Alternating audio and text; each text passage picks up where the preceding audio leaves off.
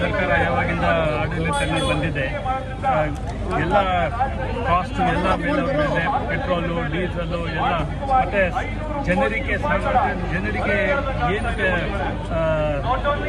ಏನು ಸಾಧನೆ ಸಿಗ್ತಾ ಇಲ್ಲ, ರಿಲೀಫ್ ಸಿಗ್ತಾ ಇಲ್ಲ. ಅದ್ರ ವಿರೋಧ ನಾವು ಇಲ್ಲಿ ಪ್ರದರ್ಶನ ಮಾಡ್ತಾ ಇದ್ದೀವಿ.